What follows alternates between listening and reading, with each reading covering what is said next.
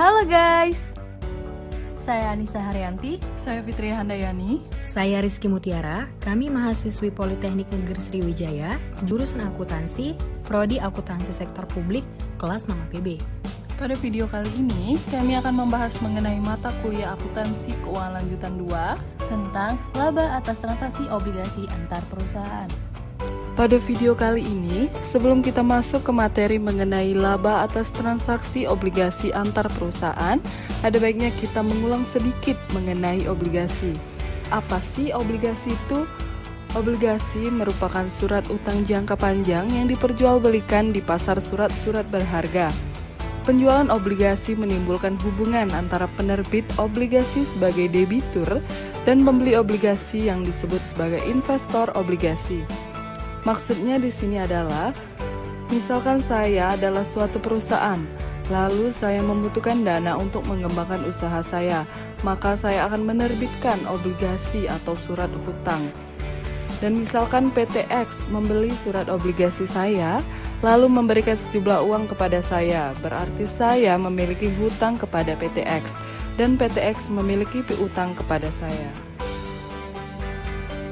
Ketika suatu perusahaan seringkali memiliki instrumen hutang dari perusahaan afiliasinya, aktivitas pinjam-meminjam antar perusahaan dibenarkan dengan dasar pemikiran yaitu untuk kepentingan keamanan, efisiensi, dan fleksibilitas. Walaupun masing-masing afiliasi adalah entitas hukum yang berdiri sendiri, manajemen dari induk perusahaan memiliki posisi untuk menegosiasikan semua pinjaman yang terjadi di antara perusahaan afiliasi.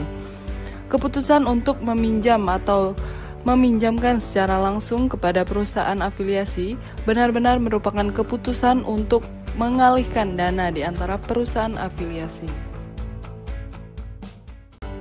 Opsi ketika induk mengatur seluruh penarikan utang dan keputusan bagi entitas yang dikonsolidasi. Keuntungan maupun kerugian atas obligasi yang beredar dari afiliasi yang teridentifikasi namun tidak diakui, dapat diakui dengan cara menarik obligasi yang beredar.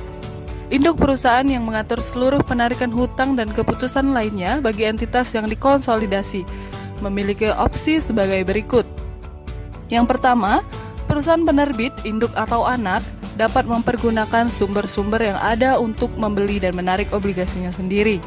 Yang kedua, perusahaan penerbit, induk atau anak dapat meminjam uang dari entitas yang bukan afiliasinya dengan tingkat bunga pasar dan menggunakan dana tersebut untuk menarik obligasinya sendiri atau disebut sebagai pembayaran kembali. Yang ketiga, perusahaan penerbit dapat meminjam uang dari perusahaan afiliasi dan menggunakan dana tersebut untuk menarik obligasinya sendiri. Yang keempat, suatu perusahaan afiliasi, induk atau anak dapat membeli obligasi dari perusahaan penerbit di mana obligasinya ditarik secara konstruktif.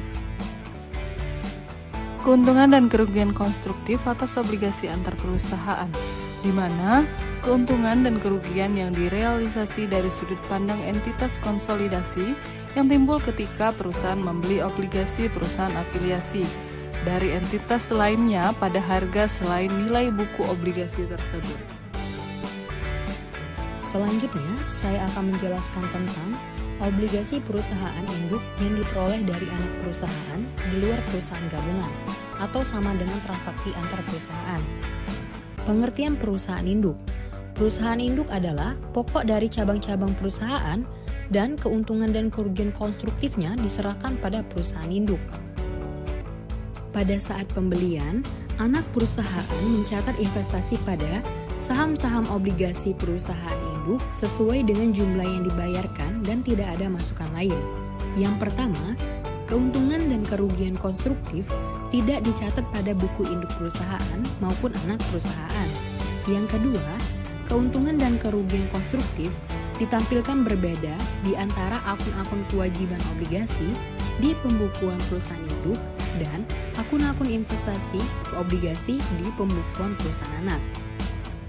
Keuntungan dan kerugian konstruktif dihitung dengan mengurangkan harga buku dari obligasi atau sama dengan harga ditambah premium atau dikurangi diskon dengan harga pembelian dari obligasi tersebut. Selama setahun, induk perusahaan mengamortisasi premium dan diskon pada utang obligasi di bukunya, dan anak perusahaan mengamortisasi premium atau diskon pada investasi obligasi pada buku yang terpisah. Yang pertama, amortisasi dari premium dan diskon-diskon direalisasikan sedikit demi sedikit dan diakui sebagai keuntungan dan kerugian baik di buku induk dan cabang perusahaan. Yang kedua, pengakuan dari keuntungan dan kerugian bagian demi bagian dimunculkan dalam akun-akun pendapatan bunga dan laporan pendapatan bunga yang berhubungan dengan obligasi yang diberhentikan. Yang ketiga, jumlah dari pengakuan di atas selalu berbeda di antara beban bunga, antara perusahaan dan jumlah bunga yang dihapus. Yang keempat, perbedaan di antara pendapatan bunga pada induk perusahaan dan beban bunga pada anak perusahaan diakui secara bertahap sebagai keuntungan pada periode tersebut. Yang terakhir, pengakuan secara bertahap atas keuntungan dan kerugian adalah alokasi di antara keuntungan pemilik saham mayoritas dalam penyesuaian pendapatan investasi dan minoritas dalam suatu penyesuaian pada pendapatan minoritas. Pendapatan bunga hak minoritas dihitung sejumlah waktu persentase kepemilikan saham. Dalam tahun berikutnya sampai dengan tahun obligasi porsi, dari keuntungan dan kerugian tidak diakui setelah amortisasi premium dan diskon pada pembukuan induk perusahaan. Dan anak perusahaan harus dialokasikan di antara akun investasi dan keuntungan minoritas pada kertas kerja konsolidasi. Oke, di sini saya akan menjelaskan sedikit ilustrasi mengenai laba atas transaksi obligasi antar perusahaan.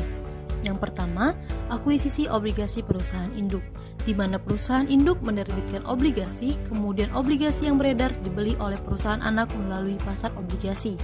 Contohnya, PT Anak adalah perusahaan anak yang dimiliki 80% oleh PT Induk. PT Induk menjual obligasi kepada publik dengan nilai nominal sebesar Rp1.000.000, berbunga 10% dengan jangka waktu 10 tahun pada nilai nominalnya pada tanggal 2 Januari 2016. 1 tahun kemudian, 31 Desember 2016, PT Anak membeli obligasi tersebut sebesar Rp100.000 dengan harga beli sebesar Rp104.500 melalui pasar obligasi. Pada transaksi ini, bisa disamakan dengan PT Induk menarik kembali obligasi yang sudah ada di pasaran melalui pembelian oleh si PT Anak. Karena induk dan anak merupakan satu kesatuan, jadi ketika PT Anak membeli obligasi pada PT Induk, sama saja dia mengambil kembali obligasi milik satu kesatuan induk dan anak. Pada transaksi tersebut, terdapat 2 jurnal yang harus disusun. Pertama, PT Induk menyesuaikan laba investasi dan akun investasi per 31 Desember 2016 untuk mencatat kerugian konstruktif. Mengapa rugi? Karena untuk menarik kembali obligasi yang telah beredar di pasaran sebesar Rp100.000, PT Anak membayar lebih besar, yaitu sebesar Rp104.500, dan nominal yang perlu dicatat adalah selisihnya, sehingga jurnalnya adalah laba dari PT Anak di sebelah debit sebesar Rp4.500 dan investasi pada PT Anak di sebelah kredit sebesar Rp4.500. Jurnal yang kedua yaitu mencatat kerugian dan mengeliminasi jumlah resiprokal investasi dan kewajiban obligasi. Jurnalnya adalah kerugian atas penarikan konstruktif obligasi di sebelah debit sebesar Rp4.500, utang obligasi di sebelah debit sebesar Rp100.000 karena sudah ditarik dari pasar obligasi, dan investasi dalam obligasi di sebelah kredit sebesar Rp104.500. Ilustrasi yang kedua yaitu akuisisi obligasi perusahaan anak, di mana perusahaan anak menerbitkan obligasi, kemudian obligasi yang beredar dibeli oleh perusahaan induk melalui pasar obligasi. Contohnya sebagai berikut. Kasusnya sama dengan contoh sebelumnya, hanya saja pada kasus ini PT Anak yang menjual obligasi dan PT Induk yang membeli obligasi tersebut pada tahun berikutnya dengan nominal yang sama. Karena pada transaksi ini yang memiliki obligasi yaitu PT Anak dan Induk tidak memiliki 100% perusahaan anak melainkan hanya 80%, sehingga si Induk hanya boleh mengakui kerugiannya sebesar nilai proporsi kepemilikan Induk terhadap anak. Pada transaksi tersebut juga terdapat 2 jurnal yang harus disusun. Jurnalnya juga sama dengan contoh sebelumnya, hanya saja nominalnya yang sedikit berbeda. Mengapa berbeda? Kita lihat penjelasannya sebagai berikut.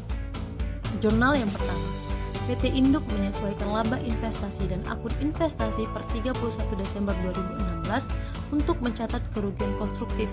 Sudah dijelaskan tadi bahwa untuk menarik kembali obligasi sebesar Rp100.000, PT Induk membayar lebih besar, yaitu sebesar Rp104.500. Namun, tidak diakui seluruhnya, karena menjadi hak dan kewajiban atas keuntungan dan kerugian PT Anak hanya sebesar proporsi kepemilikan PT Induk terhadap PT Anak, yaitu sebesar 80%, sehingga kerugian konstruktif yang diakui PT Induk hanya sebesar Rp4.500 dikalikan 80%, yaitu sebesar Rp3.600, sehingga jurnalnya adalah laba dari PT Anak di sebelah debit sebesar Rp3.600 dan investasi pada PT Anak di sebelah kredit sebesar Rp3.600.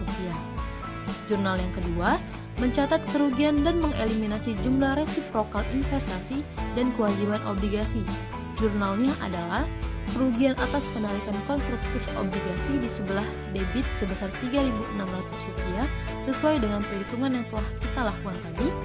Utang obligasi di sebelah debit sebesar Rp100.000 dan investasi dalam obligasi sebesar Rp103.600. Sekian materi yang kami sampaikan, semoga bermanfaat. Terima kasih.